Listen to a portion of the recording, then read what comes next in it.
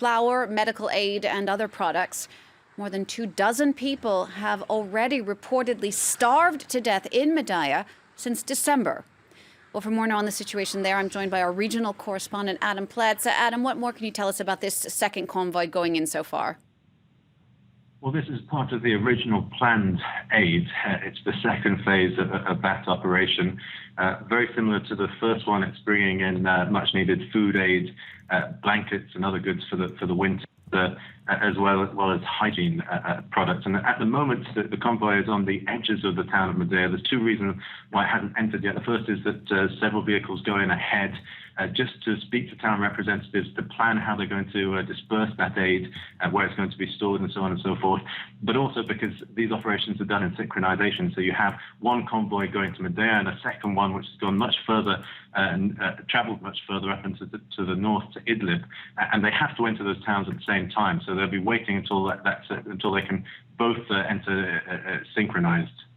Now, the contents of the aid convoy, they've included, as was requested, specifically a large amount of flour because people simply haven't been eating bread for months on end. And speaking to the spokesperson at the ICRC early on, he said very often the first question that people asked them was simply, do they have a piece of bread? And when he was there with the first convoy that went in, and they were told, he told me rather, that after the first 4 vehicles entered the town, you could see the anxiety on the faces of people there because they feared that this was all that was going to come, and they knew that simply 4 vehicles weren't going to be enough to feed the some 40,000 affected people there. And of course, it was great relief when they eventually saw 40 trucks coming in, a further 40. And now that there's this second convoy, you can imagine that people in that affected area will now begin to be slightly more relaxed and reassured of their safety and security. Yes, but Adam, is this enough? Is this a good sign for the future, the recovery of these people who are starving there? Well, so long as they're able to continue delivering aid, as the spokesperson of the ICRC just put it to me, one-off deliveries are never going to be enough. You have to be able to deliver sustained aid. And it's not just Madaya that's affected. The ICRC, as have other bodies, put out a call yesterday to end the sieges in Syria, or if not that, at least to allow aid into them.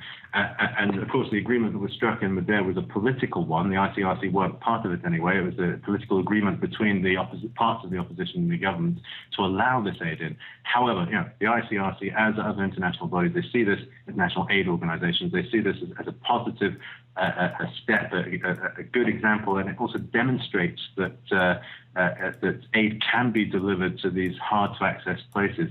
And although Madaya may have been one of the worst affected places, perhaps at this very time, the worst affected places, there are many others like it. So you have 400,000 other people in similarly besieged areas, and then you have a further 4 million people in hard-to-reach areas. So in some respects, the situation in Madaya is just the tip of the iceberg.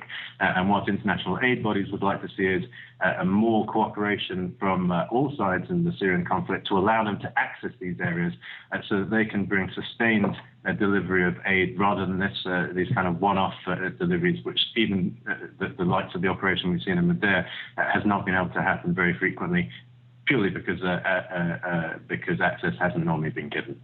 All right, Adam, thank you for that. That's Adam Pletz, our regional correspondent reporting from Beirut.